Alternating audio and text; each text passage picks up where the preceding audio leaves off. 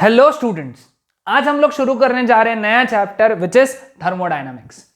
ये चैप्टर काफी इंपॉर्टेंट है हमारे सिलेबस में, है ना। और ये नया चैप्टर ऐड हुआ है पिछले सिलेबस के कंपैरिजन में। पिछले सिलेबस में थर्मोडायनामिक्स सिर्फ 2 पेज का हुआ करता था और इस बार एक बहुत लंबा और बहुत इंटरेस्टिंग चैप्टर है, बहुत interesting. Okay, so without wasting our time will start with our lecture. Thermodynamics के इस लेक्चर में हम लोगों को क्या क्या पढ़ना है? सबसे पहला हमको पढ़ना है इंट्रोडक्शन के बारे में। ओके, फिर हम लोग पढ़ेंगे थर्मल इक्विलिब्रियम के बारे में, फिर हम लोग पढ़ेंगे जीरोथ लॉ ऑफ थर्मोडायनामिक्स के बारे में, एंड फाइनली हम लोग पढ़ेंगे heat, internal energy and work के बारे में। ये 4 टॉपिक्स हम लोगों को इस लेक्चर में कवर करना है। ओके, सो सबसे पहले हम लोग स्टार्ट करते हैं इंट्रोडक्शन से। ओके, सो इंट्रोडक्शन में हम लोग पढ़ेंगे डेफिनेशन के बारे में थर्मोडायनामिक्स के। Okay, thermo means heat and dynamics मतलब मोशन या चेंज ऑफ फॉर्म का चेंज। ओके, तो हीट का चेंज होना एक फॉर्म से दूसरे फॉर्म में या फिर हीट का फ्लो होना, उसका study is covered under that topic. So पहला डेफिनेशन हमारा है, what is thermodynamics? Thermodynamics is the branch of physics that deals with the concepts of heat and temperature and the interconversion of heat and other forms of energy. Okay, ये definition जो है 2 part में divided है। Okay, 2 part कौन से हैं? सबसे पहला that deals with the concepts of heat and temperature, ये पहला है, यानी हम लोग यहां पे हीट और टेम्परेचर के कॉन्सेप्ट के बारे में पढ़ेंगे। दूसरा इंटरकन्वर्जन है ना, इंटरकन्वर्जन के बारे में देखेंगे, किसका? हीट का और उसके अलग अलग फॉर्म्स ऑफ एनर्जी का, यानी हीट और एनर्जी कैसे इंटरकन्वर्ट होने वाली है। ओके, एक डेफिनेशन जो हम लोगों को क्लास 9th या 10th में हुआ था वो मैं यहां लिखा के दे रहा हूं बिकॉज वो काम में आएगा, वो है टेम्परेचर का। Temperature, so how do you define temperature? The degree of hotness and coldness of a body is measured by a physical quantity known as temperature. ये डेफिनेशन पता होनी चाहिए, मतलब ऐसा बुक में नहीं दिया है अपने, लेकिन हमको पता होना चाहिए कि कोई भी बॉडी कितनी गर्म या ठंडी है, द डिग्री ऑफ हॉटनेस और कोल्डनेस, है ना, that coldness or hotness of a body is measured by a quantity that is known as temperature। यानी टेम्परेचर से हम लोगों को पता चल जाएगा कि कोई भी बॉडी गर्म है या ठंडी है। जैसे फॉर एग्जांपल एसी लगाया हुआ है और रूम का टेम्परेचर 18 डिग्री सेल्सियस है, तो हम लोग समझ जाते हैं 18 डिग्री सेल्सियस काफी कम टेम्परेचर है, सो रूम ठंडा है। ओके, तुमने बॉडी का टेम्परेचर लिया, 100 डिग्री फ़ारेनहाइट आया, फ़ारेनहाइट 100 डिग्री फ़ारेनहाइट, या फिर लेट अस से हम लोग एक काम करेंगे, हाँ इसको दूसरा समझ कर लेंगे। जैसे गर्मी के सीजन में, है ना, अप्रैल मई में जनरली हमारे प्लेस का मतलब यवतमाल का टेम्परेचर चला जाता है अराउंड 42, 43, 45 के आसपास, 45 डिग्री, 46 डिग्री सेल्सियस भी चल जाता है। तो 46 डिग्री सेल्सियस बोले तो बहुत गर्म हो गया, है ना। तो 46 डिग्री सेल्सियस, 18 डिग्री सेल्सियस, मतलब ये क्या है? टेम्परेचर है ना। और इससे हमको किसका आइडिया मिल रहा है कि कोई भी बॉडी गर्म है या ठंडी है ना। समझ में आया सबको concept? So the degree of hotness and coldness of a body is measured by a physical quantity known as temperature. Suggestion है, लेक्चर को पॉज करो और लिखते चलो। ओके, क्योंकि ये सब बोर्ड्स के नोट्स हैं, मैंने इसको एक प्रॉपर फॉर्म में लिख पीपीटीज में बनाए हैं, तो तुम्हारे नोट्स भी बन जाएंगे। कुछ डिफिकल्टीज है तो वो भी तुम पूछ पाओगे, है ना। ओके, तो चलो आगे बढ़ते हैं हम लोग। Thermal equilibrium. Thermal equilibrium, thermal मतलब टेम्परेचर, इक्विलिब्रियम मतलब सेम होना। Okay, so how do we define thermal equilibrium? Two systems in thermal contact with each other are said to be in thermal equilibrium if they do not transfer heat between each other. 2 bodies जो कि कैसे हैं? Thermal contact में है। ध्यान में रखना, thermal contact होना जरूरी है, क्योंकि उसके बगैर थर्मल इक्विलिब्रियम का कंसेप्ट नहीं एक्सप्लेन किया जा सकता है। सो इसलिए मैंने वो शब्द को, वो वर्ड लेटर्स को, वो वर्ड्स को ब्लू में रखा है, क्योंकि ये डेफिनेशन मतलब मेरे हिसाब से डेफिनेशन में इंपॉर्टेंट है ना। 2 बॉडीज इन थर्मल कॉन्टैक्ट, ये 2 systems in thermal contact with each other are said to be in thermal equilibrium if, कब? They do not transfer heat between them, जब वो एक दूसरे में हीट ट्रांसफर नहीं करेंगे, एट दैट टाइम हम लोग क्या कहेंगे? दोनों बॉडीज थर्मल इक्विलिब्रियम में। हाँ, लेकिन हमको ये भी पता है कि जब 2 बॉडीज हीट ट्रांसफर नहीं कर रही है, for 2 systems to be in thermal equilibrium the 2 systems should have same temperature, क्योंकि सेम टेम्परेचर रहेंगे तभी तो हीट ट्रांसफर नहीं होगी, और जब हीट ट्रांसफर नहीं होगी मतलब वो बॉडीज थर्मल इक्विलिब्रियम में रहेंगे। समझ में? यानी दो बॉडीज थर्मल इक्विलिब्रियम में है, इसका मतलब यह है कि दोनों का टेम्परेचर सेम है, हीट ट्रांसफर नहीं हो रही है। दो बातें, दोनों का टेम्परेचर सेम है, हीट ट्रांसफर नहीं हो रही है। Clear with this? चलो आगे बढ़ते। Zeroth law of thermodynamics. Zeroth law, okay, zeroth law क्या होता है? If two systems are in thermal equilibrium with a third system, then they are also in thermal equilibrium with each other, है ना? अगर दो सिस्टम थर्मल इक्विलिब्रियम में एक तीसरे सिस्टम के साथ में, तो हम लोग ये कहेंगे कि वो थर्मल इक्विलिब्रियम में है एक दूसरे के साथ में। ओके, इसको एक्सप्लेन करने के लिए ये देखो, हमारे पास में तीन सिस्टम है ए बी सी, इसमें ए और सी थर्मल इक्विलिब्रियम में है। अगले सिचुएशन में हमारे पास में सेम कंसेप्ट लिया, इसमें ए और बी थर्मल इक्विलिब्रियम में, मतलब ये जो दोनों सिस्टम है बी और सी, ये थर्मल इक्विलिब्रियम में तीसरे सिस्टम के साथ में। तीसरा सिस्टम कौन सा है यहाँ पे? ए। तो जीरोथ लॉ ऑफ थर्मोडायनेमिक्स के हिसाब से बी और सी भी थर्मल इक्विलिब्रियम में होने चाहिए, बी और सी भी थर्मल इक्विलिब्रियम में रहेंगे। बोर्ड्स के एग्जाम, बोर्ड्स में स्टेटमेंट और ये डायग्राम बनाना जरूरी है, ध्यान रखना। Statement diagram, clear? Okay, now zeroth law के बारे में, इसका significance. What is significance of zeroth law? जब इस तरीके का क्वेश्चन आए या इस तरीके का वर्ड पढ़ो तो ध्यान में रखना, एक ही वर्ड तुम्हारे दिमाग में आना चाहिए, दैट इज थर्मोमीटर, है ना? थर्मोमीटर तो सभी ने यूज किया है ना? आजकल पल्स ऑक्सीमीटर का जमाना है ना? कोविड के सिचुएशन में पल्स ऑक्सीमीटर यूज कर रहे थे, लेकिन थर्मोमीटर सभी ने यूज किया है टेम्परेचर मेजर करने के लिए, बॉडी का टेम्परेचर मेजर करने के लिए, है ना? तो दैट थर्मोमीटर का वर्किंग, उस थर्मोमीटर का working is based on zeroth law. तो क्या है? The zeroth law enables us to use a thermometer to compare the temperature of different objects, है ना? जीरोथ लॉ हमको यूज करता है, हमको एनेबल करता है, हमको मदद करता है थर्मोमीटर के यूज के लिए, है ना? थर्मोमीटर कैसे यूज होता है? To compare the temperature of different objects. कैसे? Next point, when we use thermometer, जब हम लोग थर्मोमीटर यूज करते हैं, the thermometer and the object are in thermal equilibrium with each other and the thermometer indicates the temperature of the object, है ना? इसका मतलब यह है कि जब हम लोग थर्मोमीटर यूज कर रहे हैं तो थर्मोमीटर और ऑब्जेक्ट थर्मल इक्विलिब्रियम में, इसका मतलब दोनों का टेम्परेचर कैसा होना चाहिए? सेम होना चाहिए। इसका मतलब यह है कि जो ऑब्जेक्ट का टेम्परेचर वही थर्मोमीटर का टेम्परेचर रहेगा, and the thermometer indicates the temperature of the object. Very simple, कितना आसान है ये? मुझे लगता है कि भाई 1 मार्क के लिए आ सकता है significance of zeroth law. Okay, तो ये पता होना चाहिए। नाउ थर्मोमेट्री, थर्मोमेट्री की डेफिनेशन बहुत छोटे से मतलब 2 लाइन में दी हुई है, लेकिन डेफिनेशन दी है इसलिए हमको याद रखना जरूरी है। The science of measuring temperature is known as thermometry. Okay, ये लिख लो, the science of measuring temperature is known as thermometry. हाँ, एक बात ध्यान में रखना है यहाँ पे, अब कुछ पॉइंट्स मैं सीईटी के लिए लिखा के दूंगा, सीईटी के लिए इंपॉर्टेंट है, ध्यान में रखना है। पहले डेफिनेशन तो लिख लिया, डेफिनेशन बोर्ड्स के लिए इंपॉर्टेंट है। सीईटी के लिए क्या पॉइंट्स याद रखना है, यहीं पे लिख देंगे सीईटी पॉइंट्स, है ना?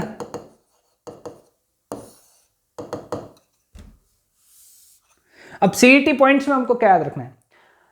टेम्परेचर गिनने की 3 स्केल्स हैं, डिग्री सेल्सियस, डिग्री फ़ारेनहाइट और केल्विन। ऐसे 3 स्केल्स में हम लोग टेम्परेचर गिनते। ओके, हर एक स्केल का, ये एक स्केल होगी degree Celsius scale, degree Fahrenheit scale या केल्विन स्केल, है ना? हर एक का लोअर फिक्स्ड पॉइंट होता है। क्या होता है? लोअर फिक्स्ड पॉइंट, जो कि डिग्री सेल्सियस में 0 डिग्री सेल्सियस होता है, फ़ारेनहाइट में 32 डिग्री फ़ारेनहाइट होता है और 273 केल्विन ये केल्विन स्केल में होता है। ये आंकड़े, ये नंबर्स तुमको याद रखने पड़ेंगे। और इनका हायर फिक्स्ड पॉइंट होता है, lower fixed point generally freezing point of water होता है या मेल्टिंग पॉइंट ऑफ वाटर होता है, आइस होता है, मेल्टिंग पॉइंट ऑफ आइस। और boiling point of water which is 100 degree Celsius, ये हायर फिक्स्ड पॉइंट होता है।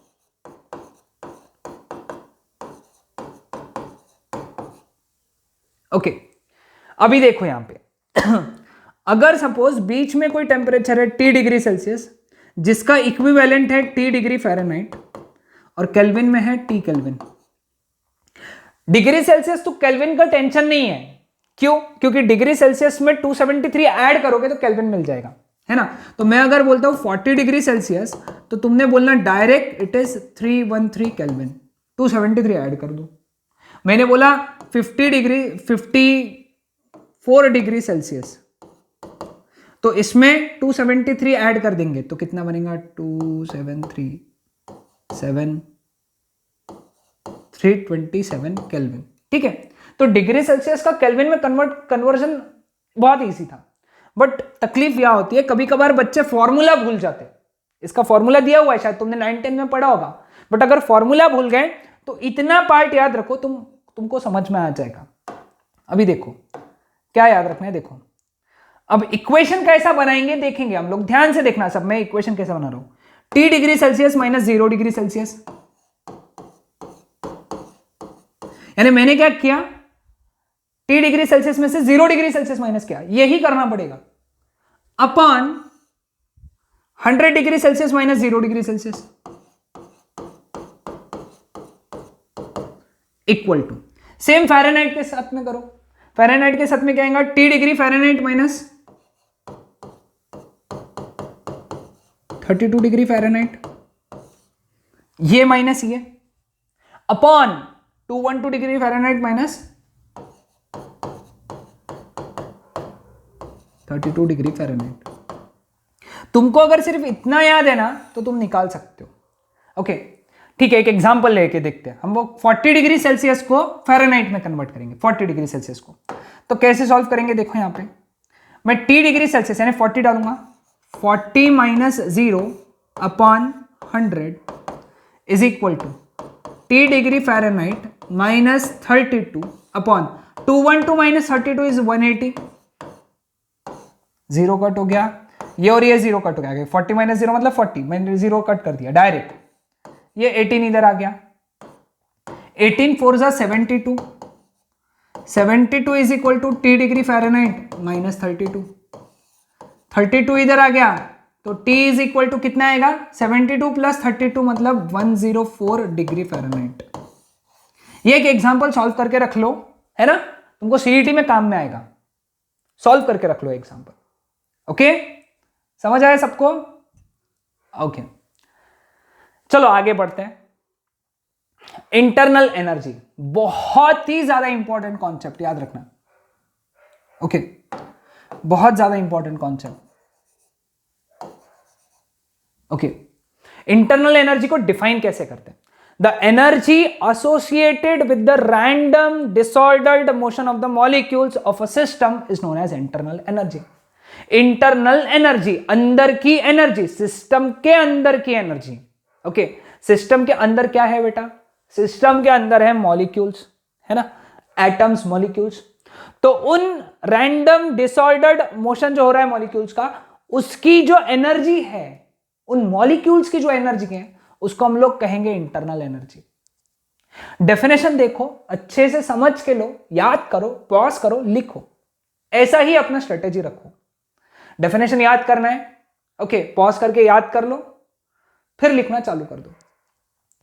आगे, it is different from the macroscopic ordered energy of a moving object. मतलब क्या, मैं अगले पॉइंट में क्लियर कर दूंगा, सिर्फ ये पॉइंट लिख लो। ये मैक्रोस्कोपिक ऑर्डर्ड एनर्जी किसके? एक मूविंग ऑब्जेक्ट के से अलग होती है। एक मूविंग ऑब्जेक्ट के मैक्रोस्कोपिक ऑर्डर्ड एनर्जी से ये अलग होती है। इसका मतलब क्या है? अगला पॉइंट देखो। For example, a glass of water at rest on ground, at rest on ground, यह हैज चाहिए था, has no kinetic energy as well as no potential energy. ना ही उसके पास में काइनेटिक एनर्जी है क्योंकि वो रेस्ट पे है, और ना ही पोटेंशियल एनर्जी है क्योंकि वो ग्राउंड पे। ओके लेकिन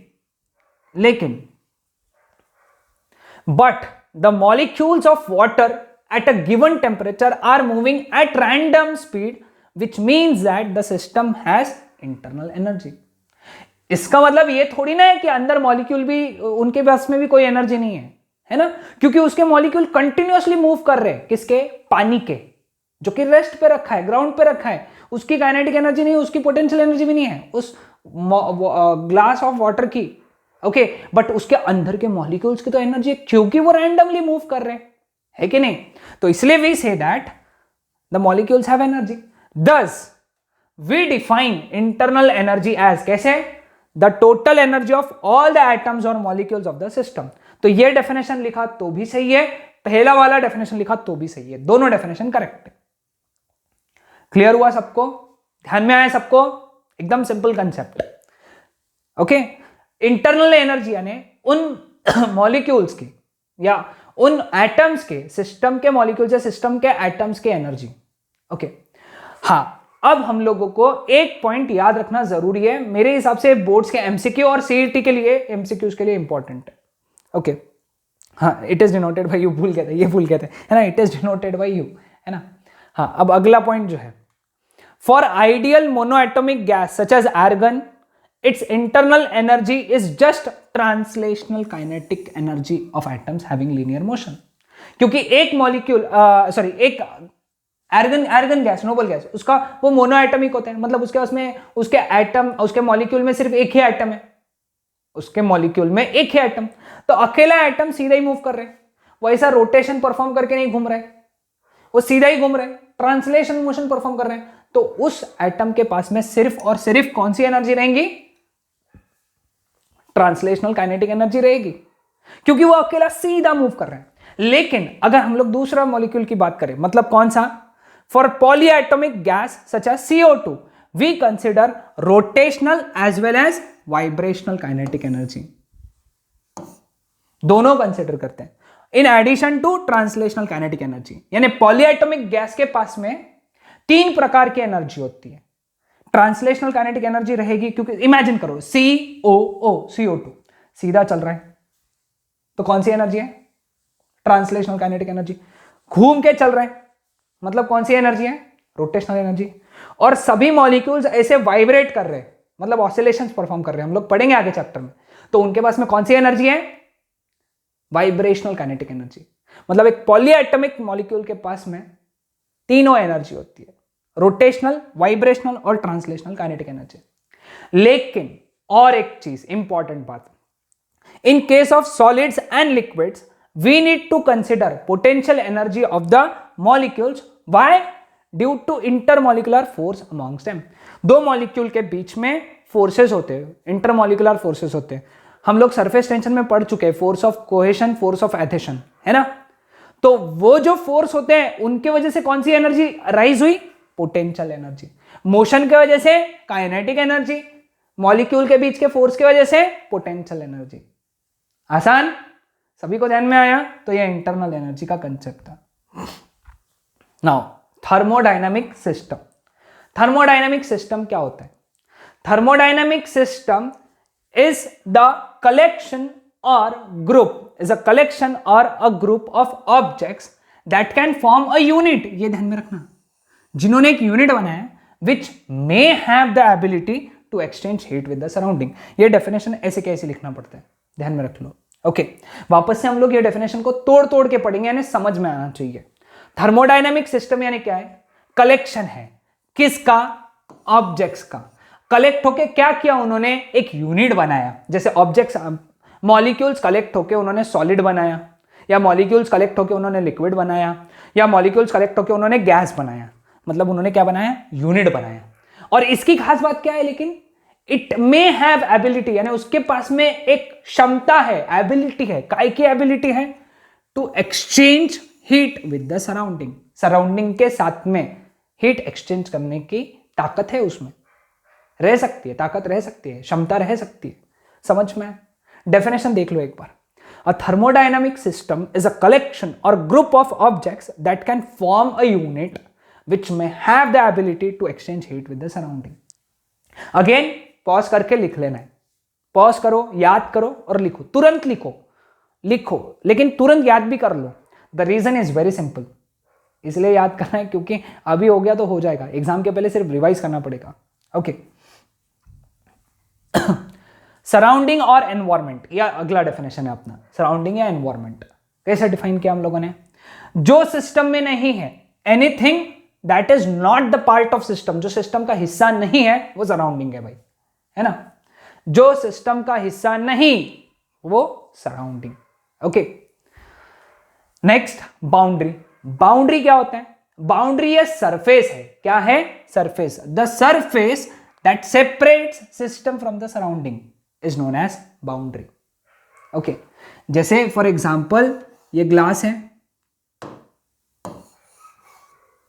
ना, उसके अंदर ये पानी रखा हुआ है ना, और वो एक रूम में रखा है। ओके, तो इस केस में ये जो ग्लास है ये हो गया बाउंड्री, ये जो पानी है ये हो गया सिस्टम, और जो रूम है वो हो गया सराउंडिंग। समझ में आया? सबको ध्यान में आया? एकदम आसान concept. Now types of thermodynamic system. Thermodynamic system के प्रकार। सब हमको पता होना चाहिए थर्मोडायनामिक सिस्टम के 3 टाइप होते हैं। सब में पहला ओपन सिस्टम, दूसरा क्लोज्ड सिस्टम, और तीसरा isolated system. Okay, clear? Open system, closed system, isolated system. Okay, now what is open system? Open system क्या होता है? A system that freely allows exchange of energy and matter with the surrounding is known as open system। यानी ऐसा system जो matter और energy exchange करेगा, system exchange करेगा किसके साथ में? सराउंडिंग के साथ में, उसको हम लोग कहेंगे ओपन सिस्टम। इसका एग्जांपल क्या है? Water boiling in a kettle. Okay, imagine करो ये केटल है, इसमें पानी है और इसको तुम हीट कर रहे हैं, तो क्या हो रहा है? एनर्जी भी एक्सचेंज हो रही है और पानी भी वेपर्स में कन्वर्ट होकर एक्सचेंज हो रहे हैं, यानी एनर्जी और मैटर दोनों एक्सचेंज हो रहे हैं। समझ में आया? तो इसको हम लोग बोलेंगे ओपन सिस्टम। क्लोज्ड सिस्टम, ऐसा system that does not allow exchange of matter, यानी मैटर एक्सचेंज नहीं होगा, but allows energy to be transferred to the system. Energy का एक्सचेंज होगा, तो उसको हम लोग बोलेंगे क्लोज्ड सिस्टम। मैटर का एक्सचेंज नहीं होगा, एनर्जी का एक्सचेंज होगा। Clear with this? एग्जाम्पल क्या है इसका? Example water boiling in a boiler, पानी जो कि बॉइलर में गर्म हो रहा है। क्लियर? बॉइलर यानी क्या होता है? ऐसा क्लोज्ड चीज, इसके अंदर पानी भरा हुआ है, ठीक है, तुम इसको हीट कर रहे हो। अभी हो क्या रहा है? पानी भले ही वेपर में कन्वर्ट हो रहा है, लेकिन थोड़ी देर बाद वापस कंडेंस हो जा रहा है क्योंकि बाहर नहीं जा पा रहा है। फिर हीट कैसे बाहर जा रही सर? हीट में क्या हो रहा है कि यहां पे गर्म हुआ, दीवार गर्म हो गई और दीवार से बाहर हीट आ गई, मतलब अंदर की हीट बाहर चली गई। थोड़ी देर बाद वो ठंडा हो जाएगा ना। कैसे? क्योंकि अंदर की हीट बाहर चली गई, मतलब एनर्जी ट्रांसफर हुई। Energy can be transferred, but पानी ट्रांसफर हुआ क्या? नहीं, मैटर इज नॉट एक्सचेंज्ड। समझ में? उसको हम लोग बोलते हैं closed system. And finally isolated system. Isolated system क्या है? A system that neither allows energy nor matter to be transferred to the surrounding is known as isolated system. जो मैटर को भी एक्सचेंज नहीं होने देगा, मैटर और एनर्जी को भी एक्सचेंज नहीं होने देगा। कैसा है? कहां पे? एग्जाम्पल है water kept in thermos flask. Thermos flask के अंदर रखा हुआ पानी। ओके, थर्मस फ्लास्क के अंदर, थर्मस मालूम है ना सबको? थर्मस तो सभी के घर में होता है, चाय के लिए यूज होता है, पानी के लिए तो बहुत रेयरली यूज करते हैं हम लोग, चाय के लिए यूज करते हैं। थर्मस फ्लास्क के अंदर पानी, अगर गर्म पानी रखा तो उसका टेम्परेचर नहीं बदल रहा है, इसका मतलब क्या है? एनर्जी एक्सचेंज नहीं हो रही है। ओके, क्योंकि टेम्परेचर उतना ही है उसका, और बंद है वो थर्मस फ्लास्क, पूरा बंद होता है तो अंदर का पानी बाहर नहीं आ रहा है, मतलब मैटर भी एक्सचेंज नहीं हो रहा है ना? सभी को ध्यान में है ये चीज? ओके, क्लियर हुआ? ओके, सो ये था हमारा आइसोलेटेड सिस्टम। अगले लेक्चर में हम लोग इसी पार्ट को कंटिन्यू करेंगे, सेकेंड पार्ट, मतलब यही लेक्चर का अगला part. Okay, and next lecture में हम लोग इसको पूरे डिटेल में और आगे के पार्ट्स पढ़ेंगे। थर्मोडायनामिक प्रोसेस क्या होती है, इंटरनल एनर्जी का चेंज क्या होता है, ये सारी चीजें। Okay, that's it.